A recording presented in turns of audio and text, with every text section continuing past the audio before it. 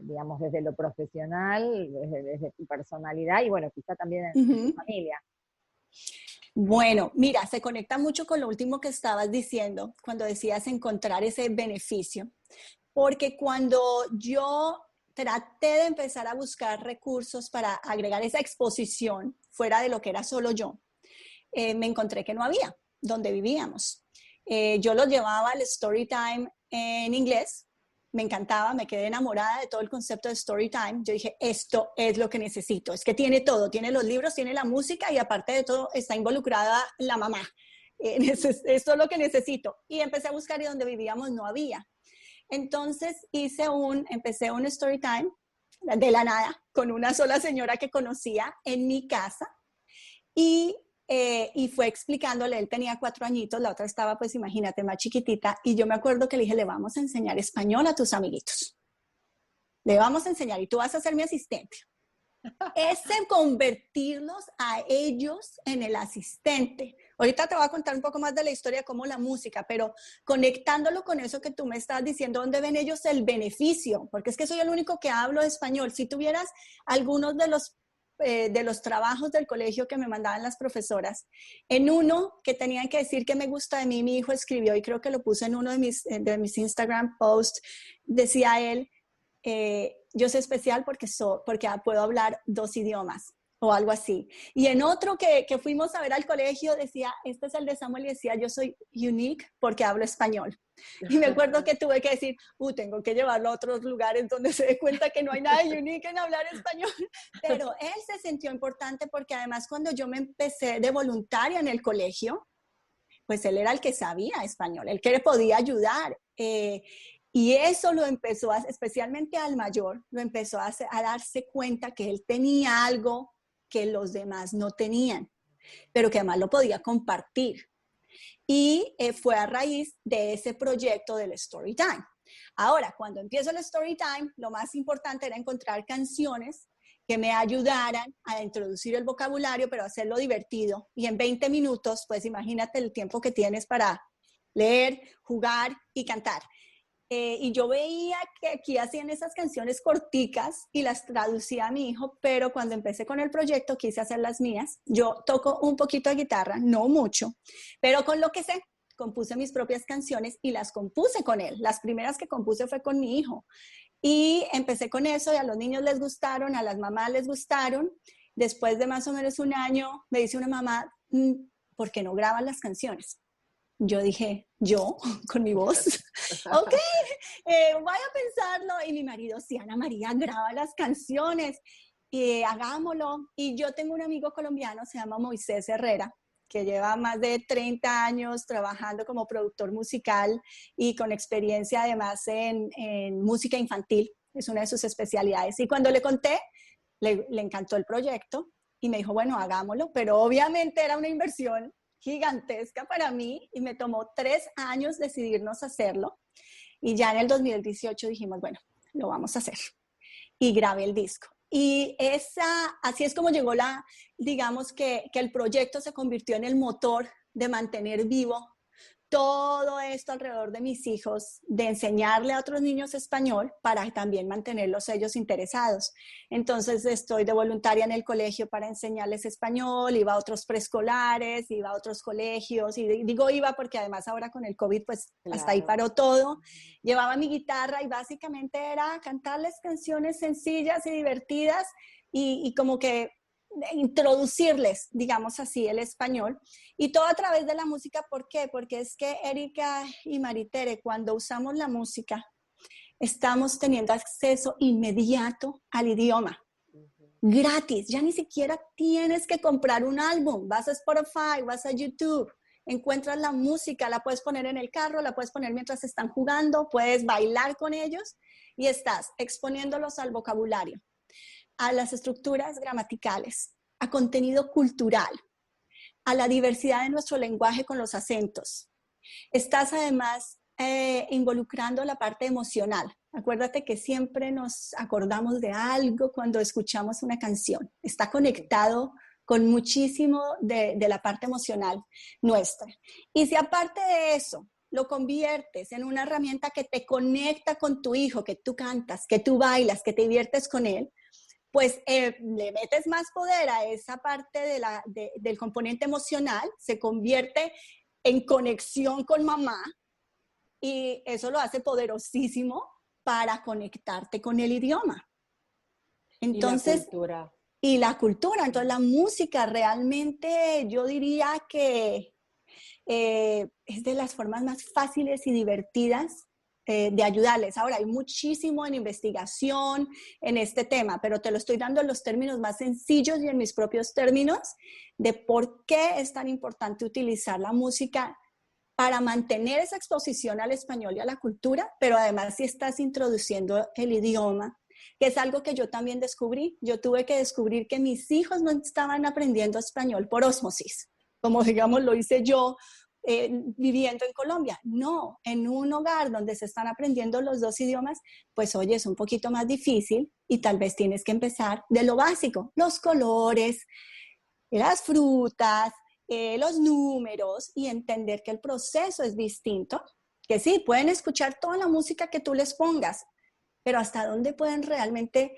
repetirla o sentirse cómodos. Yo veía que mis hijos, yo les ponía una cantidad de canciones y ellos oían, pero realmente no lograban repetir todo. Pero cuando les puse canciones sencillas, veía yo que ya repetían las palabras, que repetían las frases, y entonces los hace sentir un poquito más seguros de su habilidad. Y eso es bueno porque además pueden practicar la pronunciación de las palabras, y identificar cómo funciona el lenguaje a través de la música.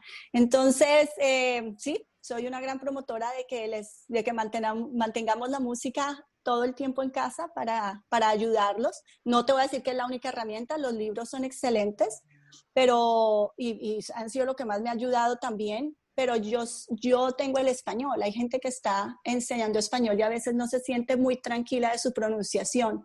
Entonces, contar con el elemento de la música te permite, digamos, fortalecer esa parte de la pronunciación sin que dependa solo de ti si tú no tienes o crees que no tienes el suficiente manejo de la pronunciación o el manejo del idioma. Me encanta, me encanta, me encanta. Y me acuerdas cuando mis nenes estaban pequeños, que era cuando Ricky Martin, el puertorriqueño, sí, estaba empezando a hacer conciertos en los Estados Unidos y vino a Los Ángeles. Y yo creo que mi nene tendría como 8, 9 años, quizás como 10 años. Y la nena tendría como 7. Y mi marido, yo le dije a mi marido, ¿sabes qué? Yo los quiero llevar. Quiero exponerlos a la música, porque la música de él era todo alegre, y sí había boleros y cosas así, pero me encantaba pensaba que era una buena manera de exponerlos a la música puertorriqueña o a la música latina. Y no sabes cómo les encantó, y no tan solo por el idioma, pero ellos conocer a una persona que era popular, uh-huh, que era puertorriqueño, no era mami diciéndole, mira, que si esta persona, déjame contarte de aquí y de allá, era uh-huh, haberlos expuesto y haberlo visto ahí en esta sala de conciertos. Fue una experiencia inolvidable, que ellos todavía hablan de eso. Y de esa vez les encantaba la música, la querían poner todo el tiempo, se aprendían todas las canciones. Y así que me parece que tienes muchas razones, es una herramienta que debemos usarla todo el tiempo, porque envuelve todos los sentidos, como dices tú. Sí, en todo. Todos. Así que me encanta lo que haces. Espero que lo continúes haciendo. ¿Los tienes en YouTube? Tienes un YouTube, ¿no?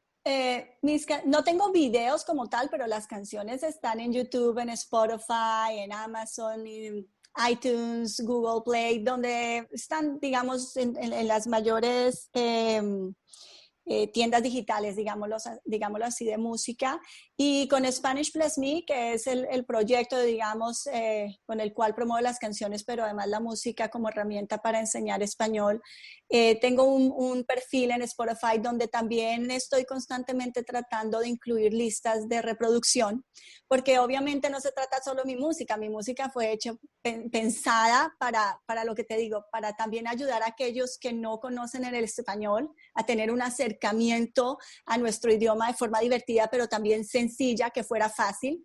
Pero obviamente como mamá criando bilingües, yo necesito todo tipo de música y de las canciones que me gustan, que son apropiadas, digámoslo así, para toda la familia.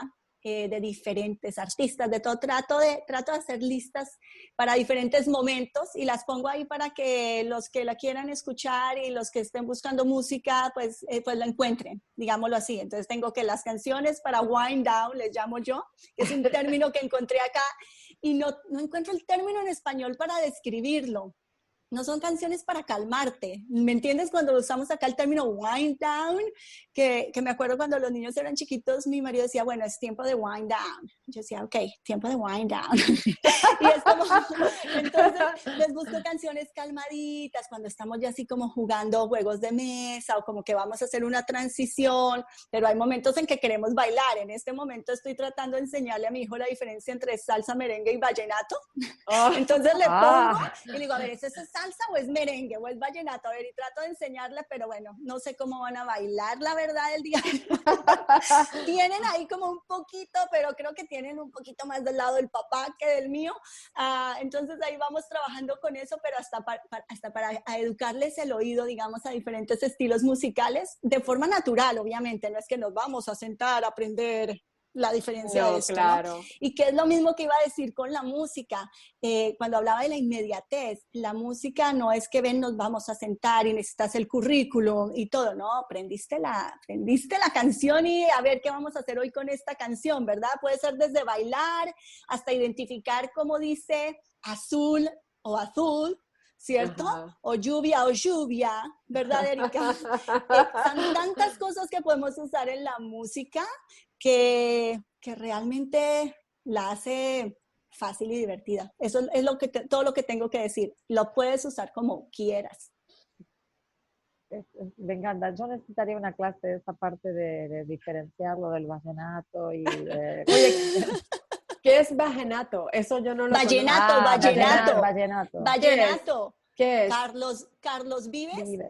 Carlos Vives. Sí, me encanta, pero no sabía cómo se llamaba. Vallenato es un género musical en Colombia y que popularizó muchísimo. Carlos Vives, yo diría que fue, yo no soy experta en la historia del vallenato, pero él fue el que, digamos, la hizo popular. Cuando yo era más joven, escuchábamos vallenato, pero digamos que además yo crecí en Bogotá, entonces era música como de otra región, y Carlos Vives la convirtió en algo que todos escuchábamos, digamos que la internacionalizó mezclando otros ritmos, diría yo.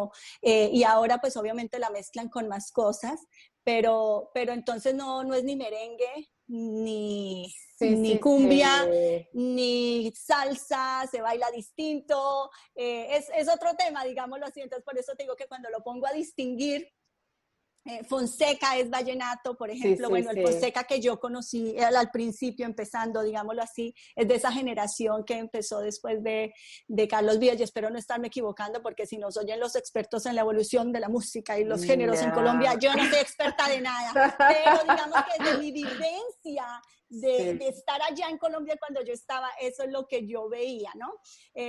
Pero sí, eso es lo que se llama para no explicarte el estilo musical, te digo el nombre y así ya identificas la música. Carlos Vives, ahí ya tienes vallenato. Muy, muy querido en Puerto Rico, Carlos Vives, y yo crecí con su música también, me encanta él. La verdad que, pero fíjate, no sabía que ese era el nombre del género de esa música, no lo sabía.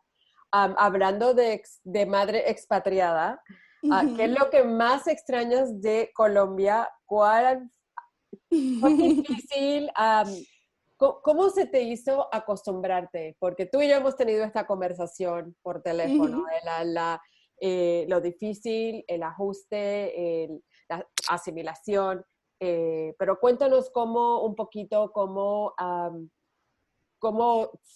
pasó contigo, qué es lo que más extrañas de tu país